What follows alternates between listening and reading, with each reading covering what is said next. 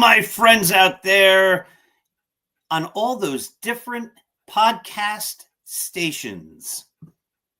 I know there's a bunch of Philly fans out there. And listen, we are not your typical Yankee program where we say the Yankees are the best and everybody else stinks and all that. No, we don't do it that way. We tell the truth. The Phillies took 2 out of 3 against the Yankees over the weekend.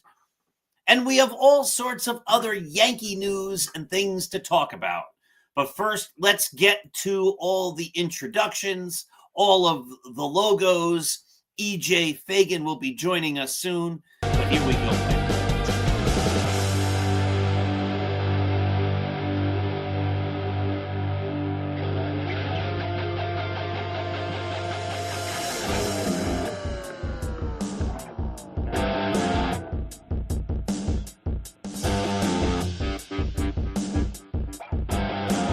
It just might be the greatest sports franchise in the history of sports. A place where legends are made, and there's always something to talk about. Get ready to immerse yourself in pinstripes. Start spreading the news, hosted by Paul Semendinger and EJ Fagan, a couple of doctors with a prescription for Yankee fever. And now, here's Dr. Paul Semendinger and Dr. EJ Fagan. Get ready to start spreading the news. All right, ladies and gentlemen, and look, the banner is in the way. Technological problems. There we go. All right. Welcome to the Start Spreading the News Yankees podcast, where we talk Yankee baseball. Paul Semendinger, that's me. EJ Fagan will be joining me in just a few minutes. So, I wrote a piece for Start Spreading the News. If you have not visited Start Spreading the News, if you're a baseball fan, but especially if you're a Yankee fan, you should. There is no site on the internet that does for the Yankees what we do. We put up brand new articles every single day at 6 a.m., 10 a.m., and 2 p.m. Then, during the games, we have a game thread where people can write in and talk about the game. And then after the game, we put up what's called the Quick Hit, where we give a very quick, very brief overview of what happened in the game. Sometimes it's as short as Yankees win, but more often than not, the comments have been Yankees lose. They've been losing a whole lot. So I wrote an article today on Start Spreading the News where I basically say, and I want to get EJ's take once he gets here, but I basically say the Yankees should be sellers at the trade deadline. It makes no sense to hold on to players who are going to be free agents or most likely will be free agents in the case of Cody Bellinger at the end of the year if you're not true World Series contenders. And I don't believe the Yankees are true World Series contenders. Quick note that this program is brought to you by Artemisia Publishing. Artemisia is a fantastic publisher who publish a host of phenomenal books, including The Least Among Them, the stories of the 29 players whose entire career lasted for just one game as a Yankee. From Compton to the Bronx, Roy White's autobiography, which I wrote with him, 365.2, Going the Distance, a book that will motivate you to do things you never thought possible. And of course, the greatest novel ever written, Scattering the Ashes. If you have not read Scattering the Ashes, your life, I hate to say it, is incomplete. So check out my books and all of the great books at apbooks.net. And here he is, my dear friend, EJ. EJ, how are you? Paul, doing great. That was a wonderful stalling 5 minutes you had right there. I apologize for being late. I had to see a baby about a man. All right, EJ, I'm going to start off with this. I brought a prop today. Do you see my prop? As a towel. And what am I doing? You are throwing in the towel. I am. I was going to say you're waving the white flag. It also could work. That both of them work. Aaron Judge is hurt. Let's start there. They're saying it's 10 days. forgive the hyperbole, but the next time the Yankees are honest about a player's injury will be the first time they're ever honest about a player's injury. Do you think Aaron Judge is coming back, I guess, in 8 days now? And do you think that he's going to be as impactful a player just as a DH? What are your thoughts? I think he's coming back in 10 days. Did you see Aaron Judge's interview on Yes right afterwards? I did not. So I recommend you and everybody else watch it. Aaron Judge made it very clear that he did not want to go on the IL, that he thought he could still hit and that this shouldn't affect his hitting and that he was hitting pretty well anyway. And, that this was something he could play through. In fact, even sounded like he wanted to play the field still as well. And the Yankees said, no, you should heal, go on the IL. So I think Judge is going to be like revving up, ready to go on day 9, and day 10, he just goes. It really does sound like that. Judge looked visibly frustrated there that he was being IL'd. I think my concern is that he comes back too early. I don't like the idea that he comes back and Giancarlo Stanton plays right field. That seems insane. Insane. He took balls there today, right? It seems insane to me. It seems even if we're talking about he can play right field in or left field in Fenway Park and right field in Yankee Stadium, that is still way too much outfield. He would be the slowest outfielder of the majors by a lot. He might get injured. I mean, look, he's been hitting well lately. I think Statcast is a little more skeptical of that than the actual numbers.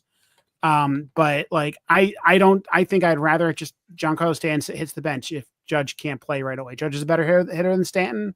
And so, maybe if you told me it was going to be 5 days of Judge DHing, I'd say Judge just wait 5 days and come back in 5 days.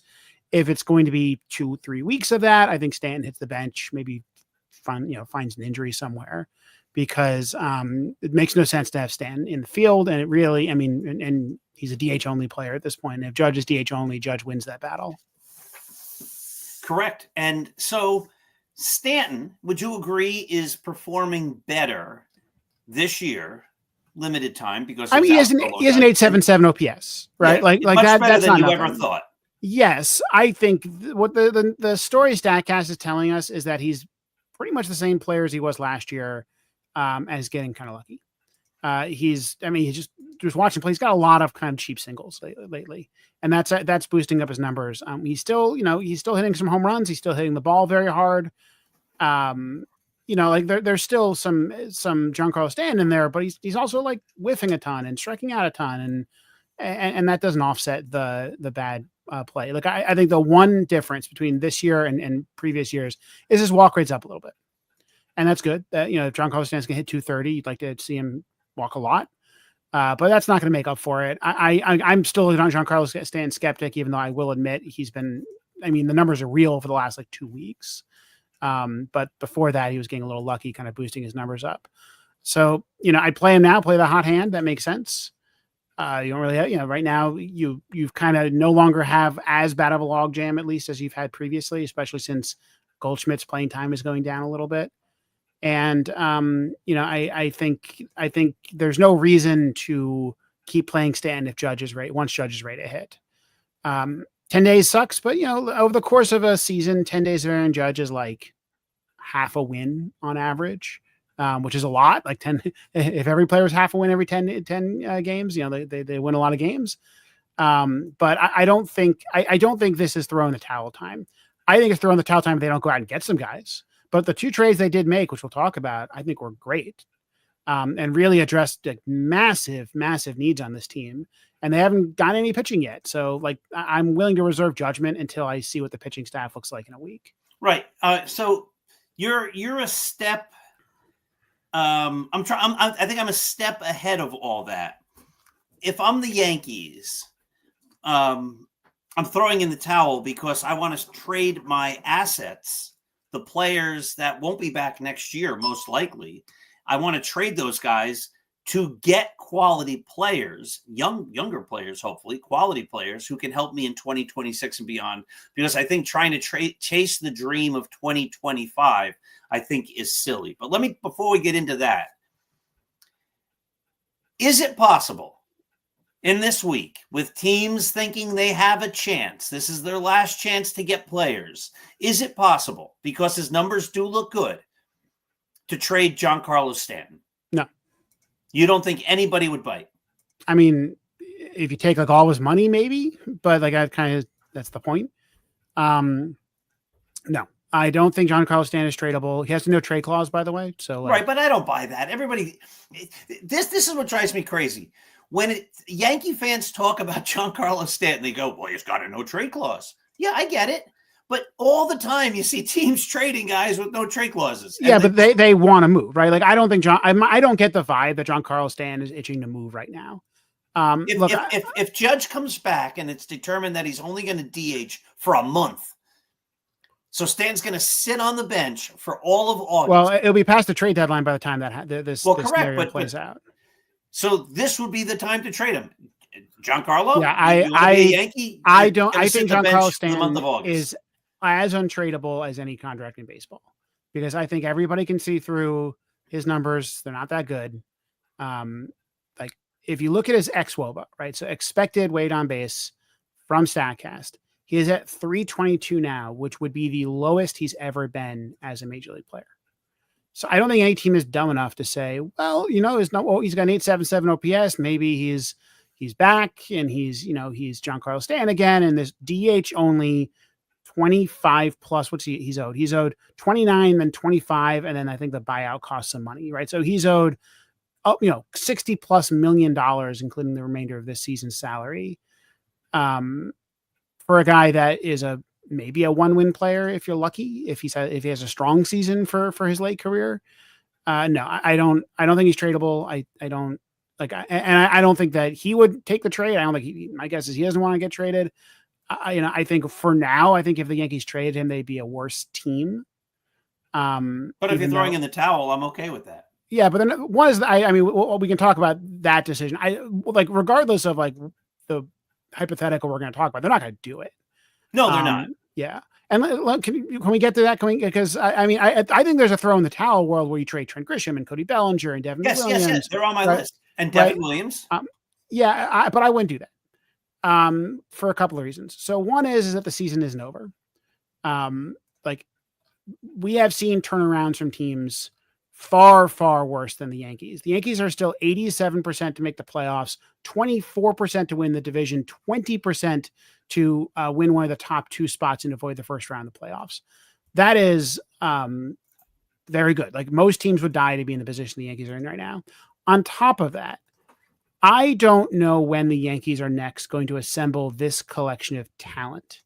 That doesn't mean that they're performing well. We can talk about Aaron Boone, for instance, maybe why they're not performing well.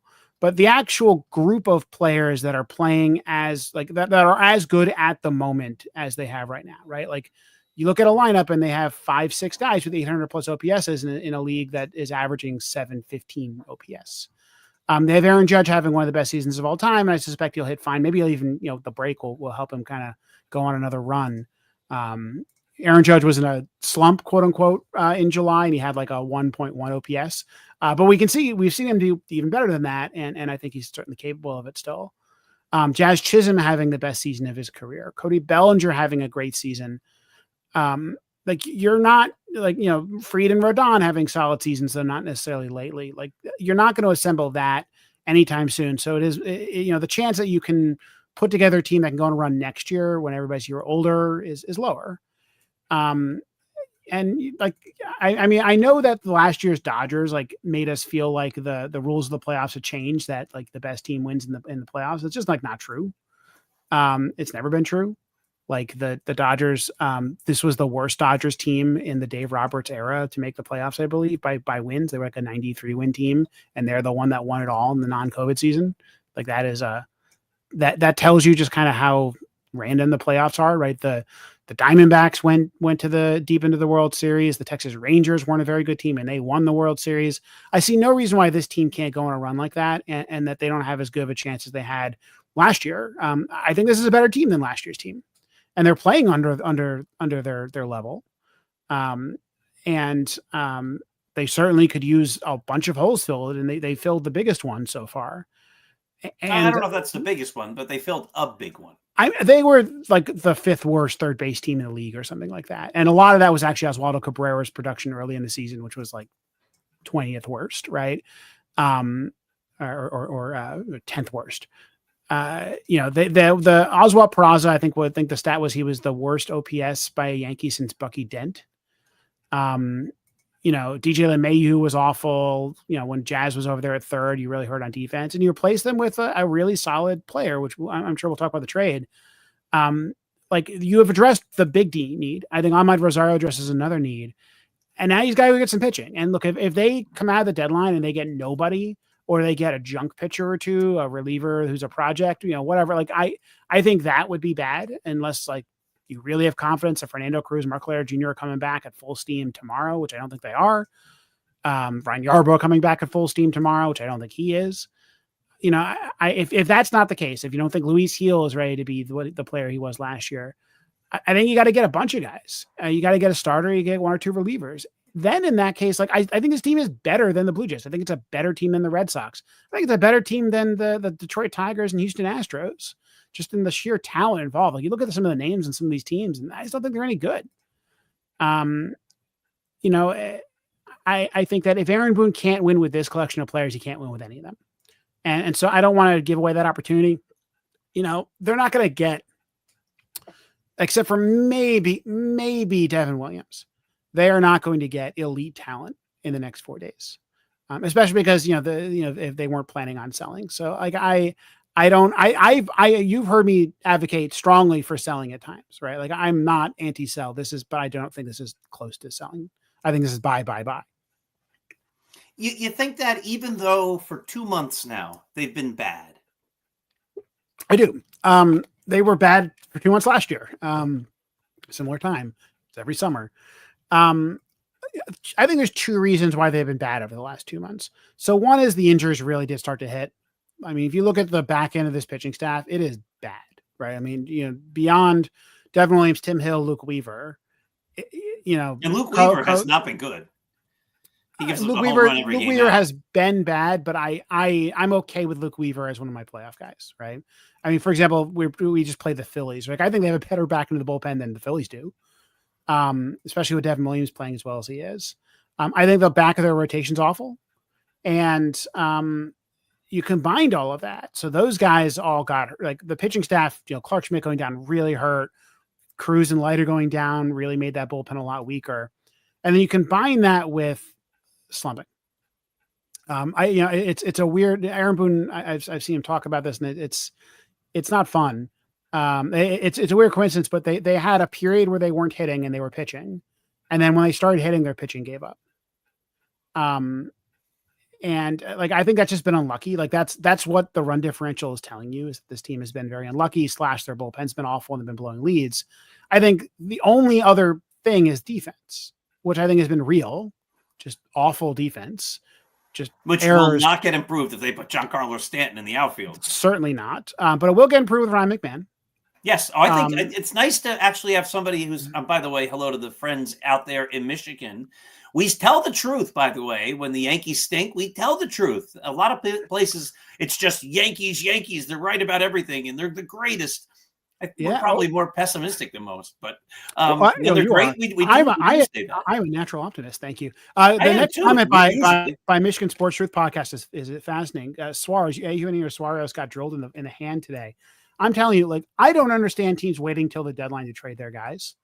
Right, because it's an asset, and if he gets hurt, now you can't trade him. Right, Eugenio Suarez, the Yankees apparently were offering quite a lot. I read that the Diamondbacks were asking for 1 major league player, 1 top AAA prospect, AA, AAA prospect, and 1 lower down prospect.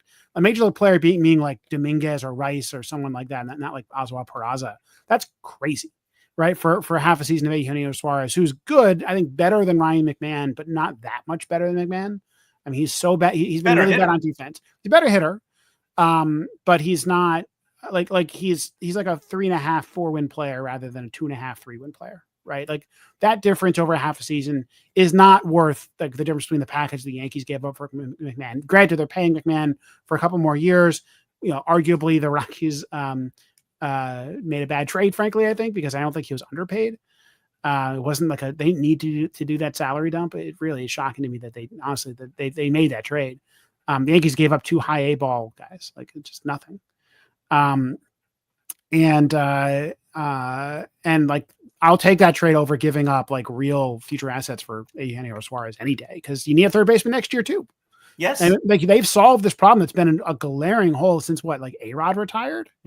Like what I mean, like Chase Headley was a disaster at third. I mean, you had Gio Urshela for like a year, and he was good for pretty good the 1 year. Yeah, the next man up year, he was great. But then like he got old and he hasn't really been good since. It's not like he's been a star anywhere else. He played for a couple of years, now he's kind of out. But it's been a disaster for them for a long time. This is the Jazz Chisholm story last year. Like LeMahieu was fine there for a couple of years, but they badly needed a real permanent third baseman, and now they have one of the best defenders in the game, and we'll see how his bat plays in New York. I think so far I'm kind of happy. He's made some great plays. I mean, like third baseman plays that you don't see that often. So like I think they addressed that problem, and they addressed it for the next couple of years. If you look at, there's not a lot of free agents over the next couple of years, and I think that the Yankees are not going to have to worry about third base, right? The third base is covered for next year. Also, just I kind of like McMahon, just from the interviews, from everything I read about him. Seems like a good dude. Seems like someone I want to have in this team. Was probably misplaced being the best player on a team, and now he gets to be the 6th, 7th best player. And I think that's really that might really do wonders for him. What do you think about Ahmad Rosario? Perfect trade. Oh my God! First off, he gave up nothing for him. I mean, one prospect who I've never heard of, and I've heard a lot of prospects, and then one guy who is not very good. The Yankees are now very left-handed as a result of the McMahon trade. Just the season this year, Jason Dominguez not hitting lefties, very, very left-handed, and have been exposed. I think one of the reasons, by the way, why their run differential is so much worse, so much better than their record. I think they've been exposed by lefty relievers. A lot of teams bringing in kind of lefty, not that great lefty relievers and exploiting the Yankees. There have been times when the Yankees have punished that, but mostly early in the year when Cody Bellinger was like hitting lefties weirdly well. And it's as they keep having more lefties in the lineup, it's become a problem. So, you need McMahon, a right-handed batter who can mash. And Ahmed Rosario, Ahmed Rosario is interesting. He's a disappointment, right? Like this was a top prospect who the Mets called up and was supposed to be kind of the next big thing, and just never really settled in. And his numbers are bad for most of the last few years, but I think they're bad because he was exposed to too many right-handed pitchers. He has consistently this entire time been a heavy platoon split. And as a right-handed hitter, that's just like not a good thing, right? As a right-handed hitter, like you're not seeing that many lefties. And so if you can only hit lefties, your role is limited. Plus his defense hasn't been great. Like he's a bench player. Which is why the Yankees got him for basically nothing. And, other team, no one else was willing to give out more for, this $2 million salary, bench bat.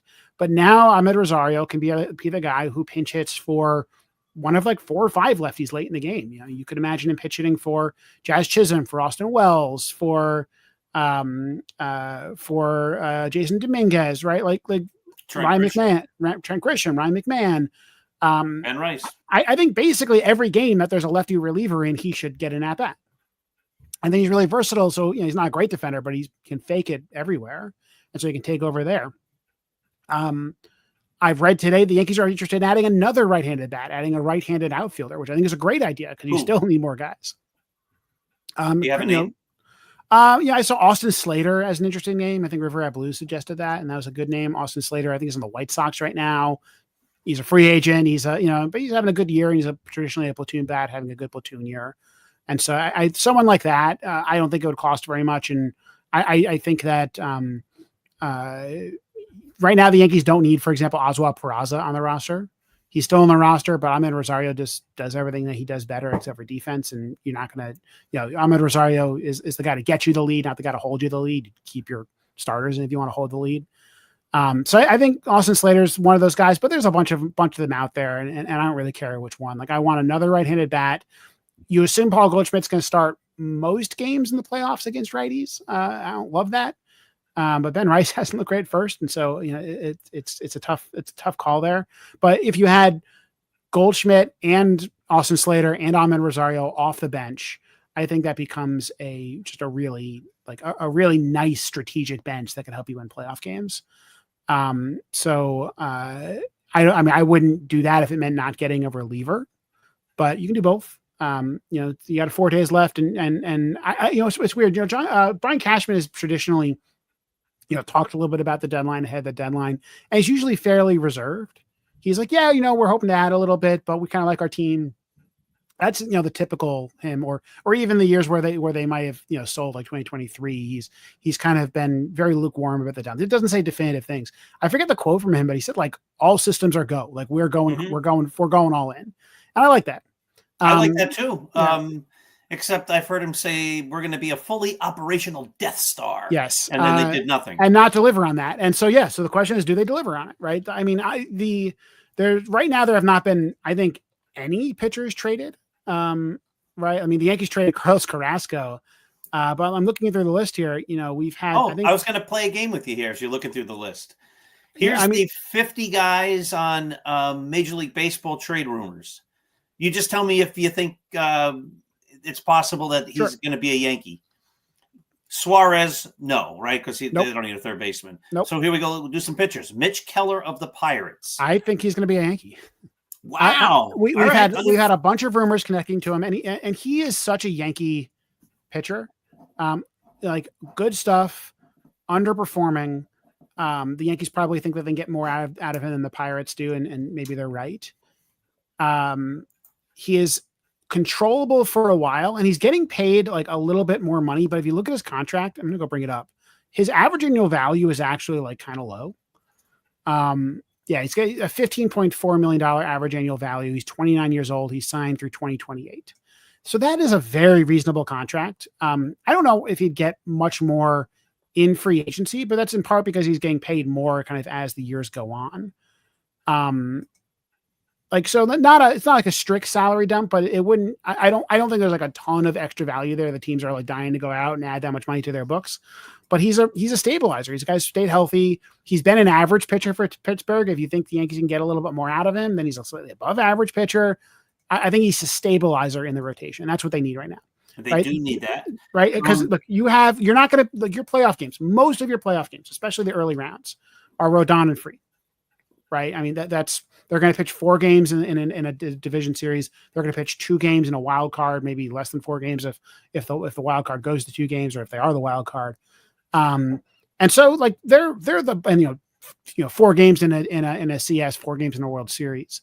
So they are more than half of your playoff starts.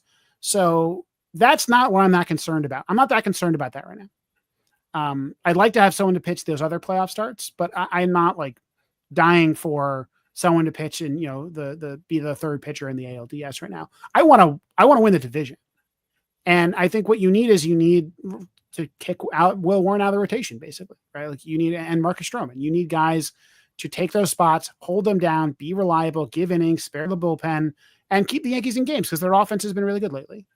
And so, I think Keller is, of all the names out there, except for maybe one name, is my favorite.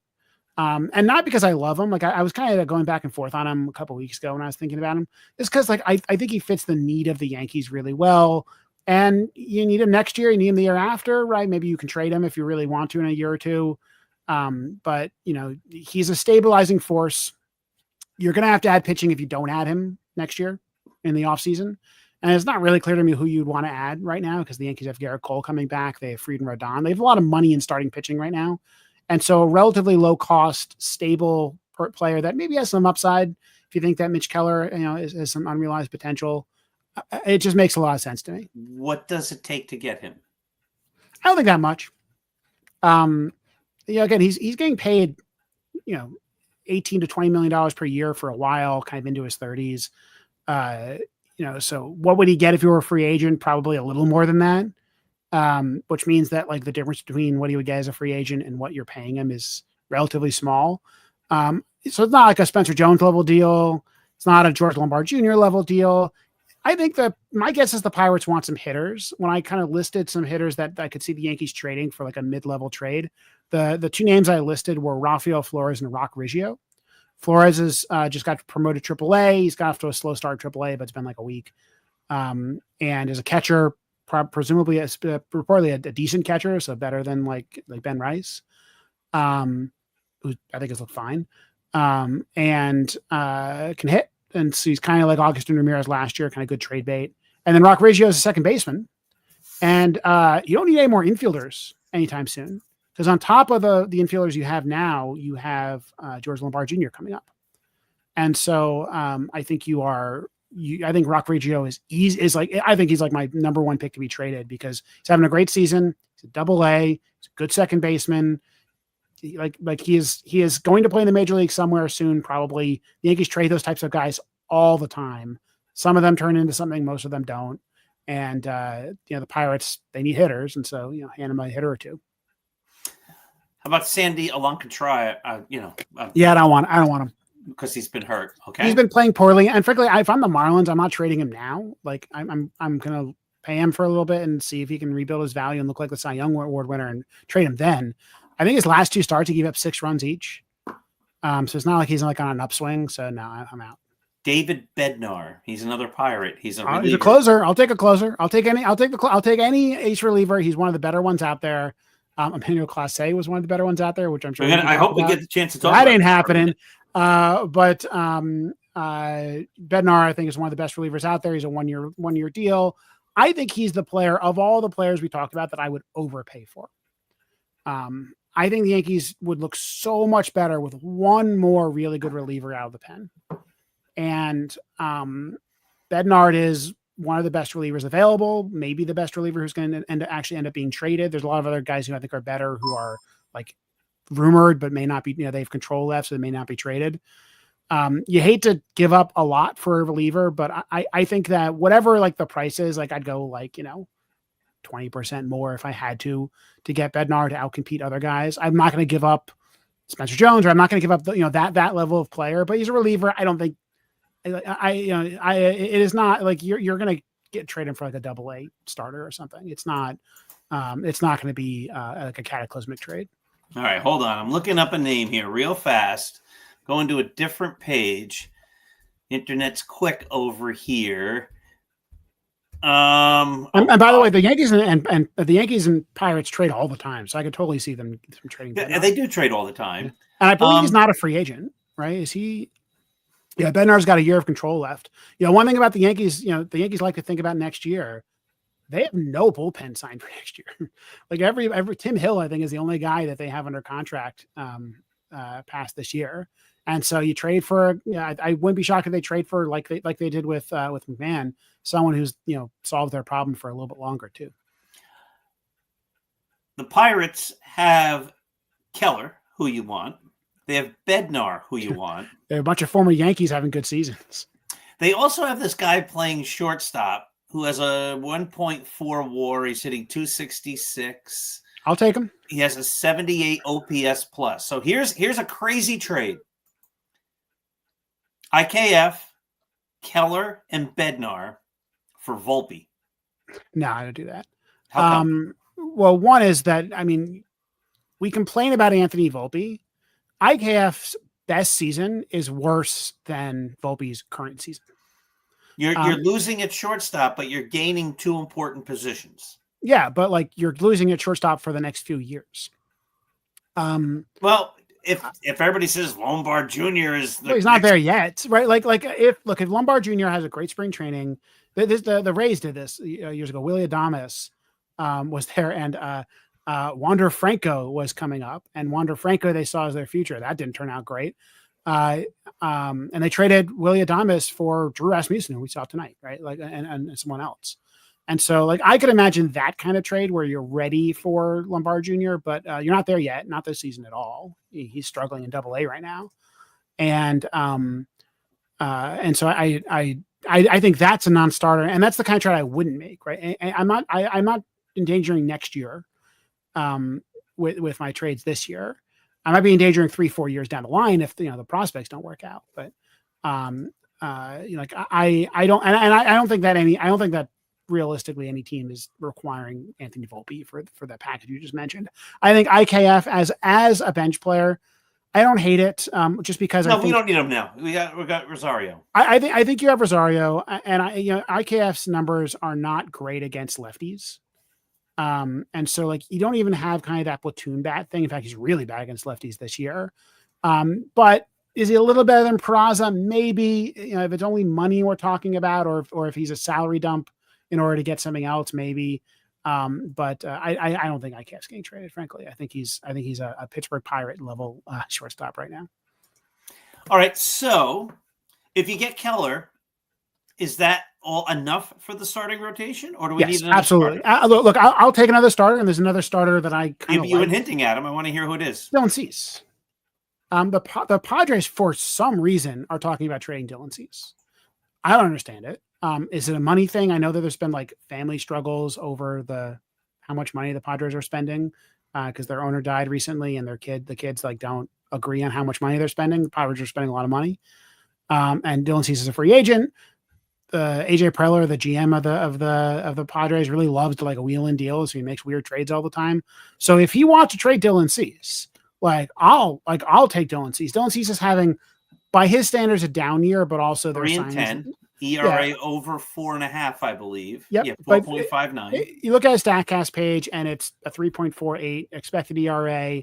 Haven't looked at his stats to see if he's been better recently, but like, if you want to talk about a player that could conceivably like move the needle as far as like playoff starts go, I think Cease is probably a better bet than Keller.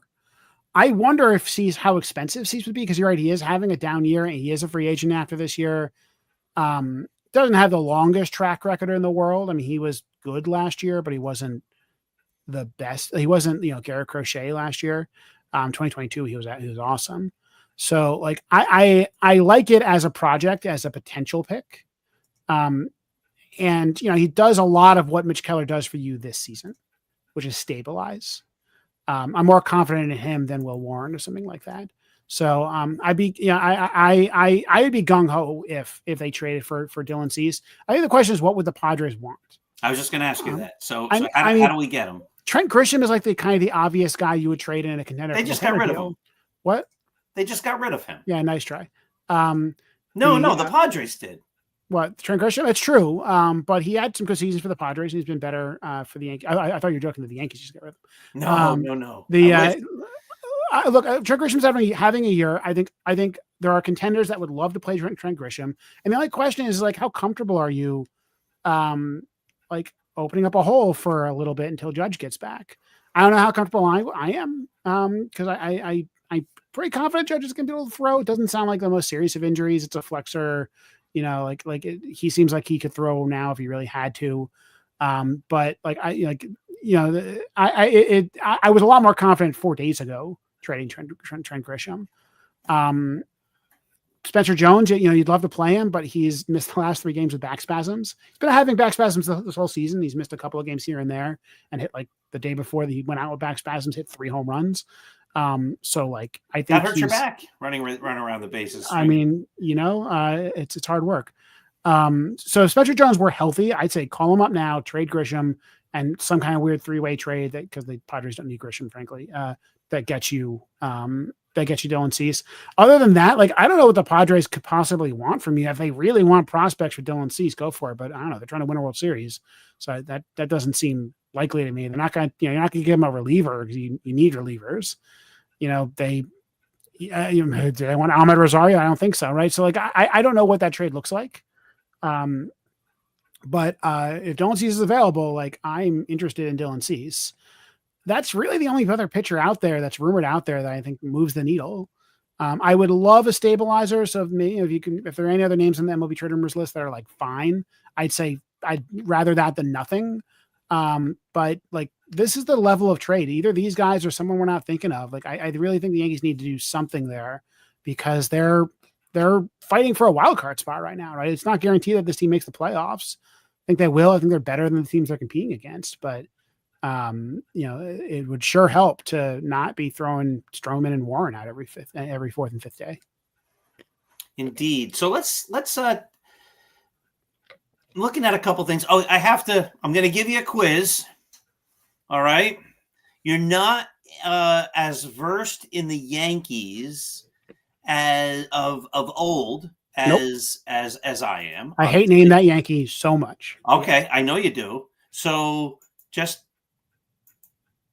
okay. Roy White. All right. So hold on. I'm going to tell you. The answer is Roy White. On the Name That Yankee tonight, The guy, this was the Name That Yankee guy. It says a Yankee from 1965 to 1979, 271 hitter, 1,803 hits, 160 home runs. Who is that Name That Yankee? That's Roy White. That is Roy White. I'll tell you a fun story. It starts off sounding bad, but everything is okay. So you already know going in that the bad start of the story, it's okay. Okay. So my dad wasn't feeling the greatest last night. And he said, you know what? Why don't you bring me to the hospital, get me checked out? So he's fine. EKG, he had a little chest pain, but EKG is perfect. They did the blood test, perfect. They did x-rays, perfect. He's fine. He went home the same night. Didn't even keep him overnight for testing. Everything's good. They had him on monitors for, if you go, you're going to be there for hours and hours and hours. So anyway, the doctor checks out my dad, and then they take my dad for x-rays, and he stays behind for a second, and he looks at me and he goes, "Did you write the Roy White book?" And my mom's sitting there like, "You're famous. I don't believe it." And I'm like, "Yeah, the Roy White book." So yeah, that was cool. And I texted him and I told him he's the Yankee tonight. And I'm hoping, then I started to tape the game. So I'm hoping when I go back and look at it and they go, "Name that Yankee," that they then start. Well, they usually do it in the 8th or 9th inning, right? Yeah. Well, we'll see. It's the bottom of the 8th already right now. Let me. I'm Yankees are losing 4-2. Yeah, bottom of the allowed 8th. Another run. Luke Weaver. Oh, Ryan Sandberg died. What? Yeah. Ryan Sandberg? Yeah, it just came up when I brought up MLB.com. He was 65 years old. EJ, I got to be honest. Oh, God. Yankees have shown interest in Harrison Bader. Please, no. Please, please, please, no. Yeah, here's my problem with Harrison Bader. He's not a platoon bat. He's he's an even splits kind of guy. But we played that game already. Righty. I need a righty. And he is a righty, but no, I don't want Harrison. He's Bader. having a good season. I think that the Yankees are so close that I think they should try to get every little extra little ounce out. I think it's a good team, but it's an imbalanced team. And I wish that they had more right-handed bats, earlier in the season. I wish that they'd trade for Ryan McMahon a year ago, and maybe he wasn't available, but by doing that, by trading for Jazz, by bringing up Dominguez, this is such a lefty lineup that I think it's really hurt them all season. And so give me some more righties. Let's do it. Bader, not Harrison. Bader as a bench player, right? Bader as a starting center fielder, it didn't really work out for the Yankees, but again, he's having a good season. And again, he'd be a late inning defensive replacement / pinch hitter. Pinch hit for Jason Dominguez. Harrison stays in to play defense, and you have I look at his defensive numbers; they're still great. Not a great hitter, but better than Jason Dominguez is against lefties, which is what your bar is. Yeah, I know, but no, please. But anyway, Ryan Sandberg. I mean, I was at the very end of my baseball card collecting days as a kid. And that was 1983. And I remember he had his rookie card that year. Wade Boggs had his rookie card that year. EJ, I'm 57. I'm in great health, as you know. Still play baseball. Everything's good. But it's scary when I was a kid and I started getting into baseball and Babe Ruth is dead. Well, of course he is. He's 100. That's 100,000 years ago when you're a kid. But when Thurman Munson died, that was shocking because he was just playing. These guys don't die; they're immortal. They're the Yankees. I have their baseball cards. So that's the kid thing. Then you get to be my age, and you're in your late 50s, and all of a sudden these guys who aren't that much older than you aren't sticking around, and it's bizarre. I was watching the Hall of Fame. As you know, I teach a lot of 18-year-old college students, and one question they always have is why are so many old people running government? And what I show them, and this gets a little bit morbid, is a mortality chart. Basically, it's actually a chart of the number of people at that age who voted in the last election. And so you have this baby boomers. They're up here. They're a big bump because they're the boom, right? And then they're just boom. Right. And the baby boomers are moving their way a little bit toward the boom. And I always have to premise this by saying, I want my parents to get to the end of this chart, but this is the reality of mortality. So you're right. And I was supposed to get my first colonoscopy tomorrow. She started drinking the awful Metamucil, and then I had to cancel it at the last second, unfortunately. But yeah, that's an interesting experience there, EJ. It's not fun. The drinking part the fasting and drinking, I was not looking forward to it, and I will be I will be doing it again in September. Unbelievably fun, I'm telling you. But the other point I was going to make is I was watching I didn't watch the whole thing. I don't have the patience for these things, but I wanted to hear Chiro's speech. And as we were fast forwarding, they were announcing the Hall of Famers who were coming on the stage. And again, most of these guys are the guys of my youth, except for Sandy Koufax, who's 89. But most of these guys, Sandy Koufax still looking great. And he looks great, but a lot of these guys from when I was a kid, they look terrible. They look terrible. These professional athletes, they work out, every day of their lives. And then most of them, the second they stop playing, it just goes, right? There was I forget who, there was one guy who retired like 2 or 3 years ago who had a couple of at bats for the Savannah Bananas. And the Savannah Bananas, they're like good college pitchers, right? Like they're not, these guys can fake it well, but these are not like the star of the Savannah Bananas was played like 3 games in rookie ball, right? And I forget who it was, but he couldn't hit it. Like he just lost it in 2 years. So that's why you're still playing baseball, right? You still keep it in shape. I'm still lifting a 40-pound baby. That's how I keep in shape, and it's going great for me right now. Best shape of my life. Yeah, well, babies do that. We were with the babies last week, and mine are just. How old is yours? 11 months. All right, so we got 3 months on you. They're 14 months, 1 year and 2 months. It's just, EJ, it's a joy. I mean, you're the parent. It's a little different because it's work.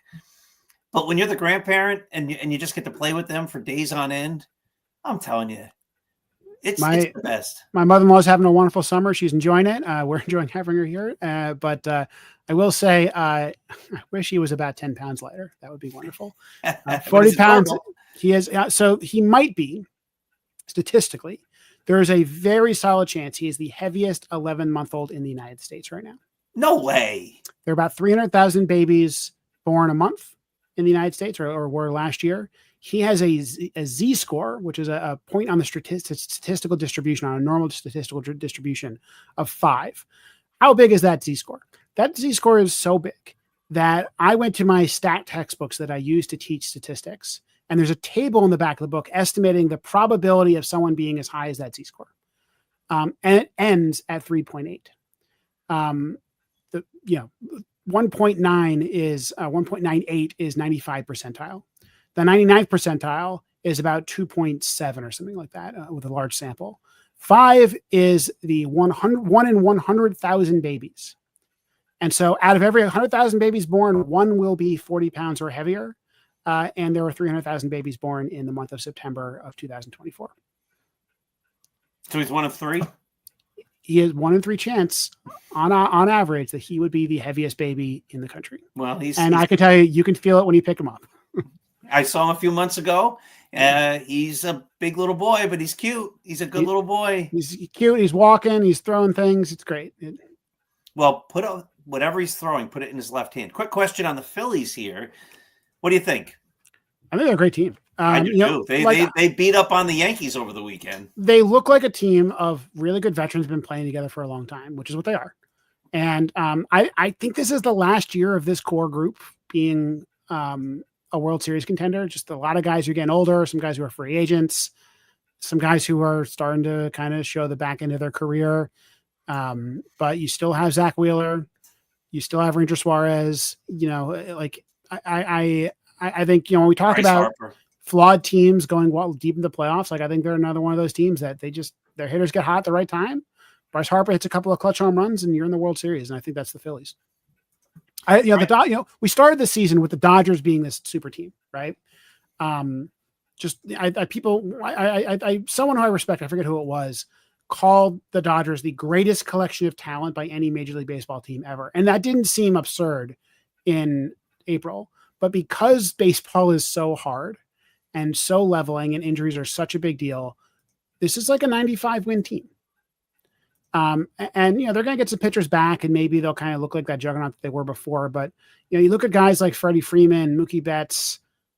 They're having down years, and this is a not a great rotation and not a great bullpen right now, and it just shows you how uncertain baseball is. And it actually makes me appreciate Brian Cashman not having a losing season in so long, because just like everything can go wrong and the Yankees still win like 85 games, which I think is actually a real accomplishment. I think the problem is that they don't win 100 games that often anymore. And you need to put together, you need to be one of the best teams in baseball enough to go and win a World Series, at least on average. And they haven't really gotten there, and they've really limped into the playoffs in recent years. But if I'm the Phillies, I'm looking at the Dodgers being weak and say, like, this is my shot. Let's do it. And no, maybe they become very active over the next. I don't want to face that rotation in the playoffs. Last thing, what do you think about this Emmanuel Clase situation? Yeah, I don't know what came to your mind when I heard about this. I'll tell you what came to my mind. The home run the Yankees hit off him in the playoffs. EJ, right? Great minds think alike. Like if you're fixing games and you're the best closer in the game, and all of a sudden, now we don't know that any of that's true. That's the speculation. And Ethan was looking something up because, you missed all the fun today. I had to do the bibliography for my Gettysburg book. So I reached out to the publisher months ago and just said, what format do you want it in? And so they Chicago Tribune, whatever it's called or something. And so I'm like, all right, now I got to do the darn thing. That's why I use a citation manager. Come on. This is what I teach all my students. It's easy.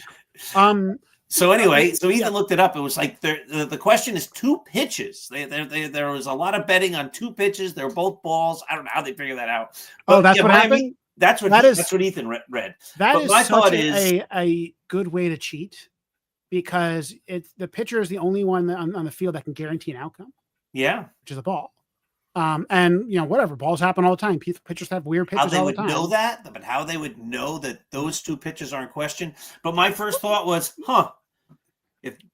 if players are going to fix games and the Yankees beat this great closer, that's what I thought. And the Guardians also have Luis Ortiz, who is also suspended for gambling. So you wonder if there's like a problem in the Guardians right now. I suspect it was something as innocent as those 2 balls, and he ran that front ran that that bet.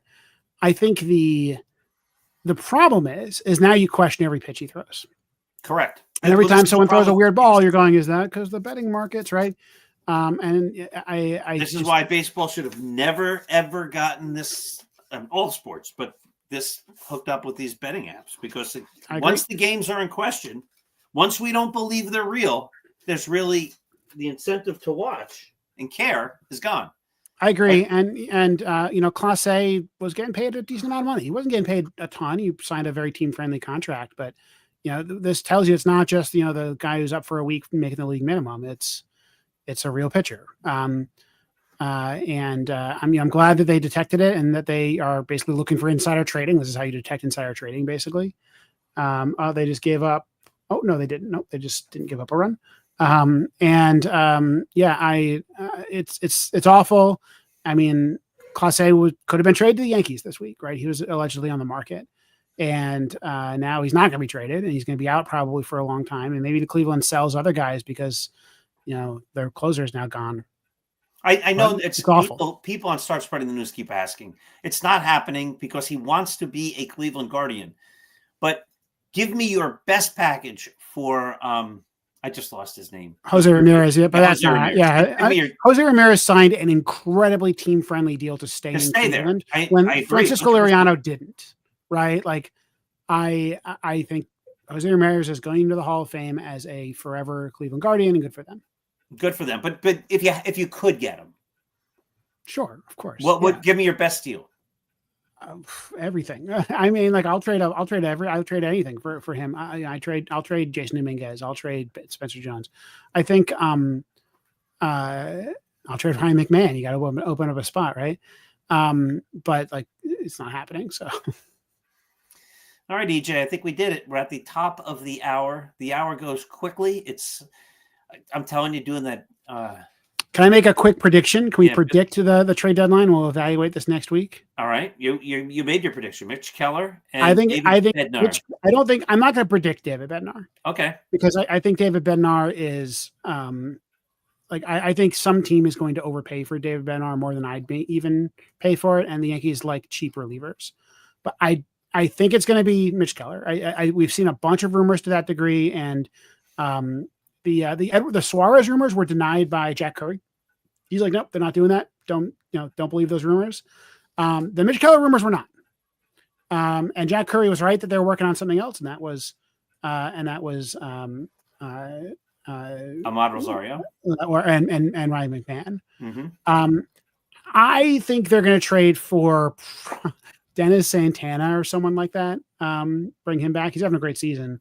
And I think there's going to be one really good reliever that comes to the Yankees. It could be Cade Smith. It could be Yoan Duran. I think Griffin Jacks. I think one of those like really good setup guys is coming to the Yankees. I don't think it's going to be the top two guys, which are Bednar and Helsley, because those are pure rental closers, and I think that they are easy trade. There's some teams going to overpay for them, but I think one more guy in that tier below, and then kind of one junk reliever, I think is coming to the Yankees, and I think Mitch Keller is your starter. Wow. All right, we'll find out. I think they're going to fire Boone because they're losing again. They're really not. Bottom of the ninth, Yankees are down 4-2. And I'll tell you, I think Boone is more vulnerable than he's ever been because Probably. he doesn't have an excuse this year. Like there's been years. He has an excuse. I lost Aaron Judge for 10 days. No, but they were losing hurt. with Judge. Like Judge is having the best season of all time, and unlike previous years, you don't have a roster that Brian Cashman failed to fill out. There were years where I wrote, "Don't fire Boone, fire Cashman," because Cashman put together teams with huge glaring holes. And the Yankees had a hole. They had a hole at third base. Oswaldo Cabrera, I think, would have been fine at third base for the full season. He was playing above replacement level, good defense, not below average offense. You could work a platoon around Oswaldo Cabrera, and then he broke his ankle, and that really created a crisis for the Yankees. But like every team's got one of those spots, right? The Yankees had like 4 of those spots, 5 of those spots some of these years, and it basically persisted on Garrett Cole, Aaron Judge, Juan Soto, and like 2 other guys, right? I think that this year, and so Aaron Boone could be like, "What do you want me to do? I got to lead off Volpe because there's no one else," right? And there was some truth to that. That's not this roster. This is a great roster. This is full of, you have young, talented players. You have in their prime major league hitters who are having good seasons. And you have 2 really good pitchers at the top of the rotation and an injured pitching staff below that. Like, this is a very playoff team. And if Aaron Boone can't make this into a playoff team, in fact, a team that wins some games in the playoffs, they went to the World Series last year, but wins some games in the playoffs, I think Aaron Boone's job is in danger. Because right now, this is the first season you can say this team is underperforming the talent on the roster by a lot. Well, the jury is out. We'll find out next Monday what happens over this next week. If the Yankees win a bunch of games and they make a bunch of big trades and they really look like contenders, you can throw that towel that I threw back at me next week. EJ, thank you to everybody who also watched. Thank you for watching the Start Spreading the News podcast. Go check us out online. StartSpreadingTheNews.blog, the best, the greatest Yankee site in the history of the internet. And if you don't believe me, come read us every day. All 3 articles at 6, 10, and 2, and then the game thread, and read it for 5 years. And then at the end of 5 years, if we're wrong, if you disagree, then you say, well, I disagree. But you got to give it a chance. 5 years at least. All right, everybody. Have a great night. Thank you, everybody. See you next Monday at 9.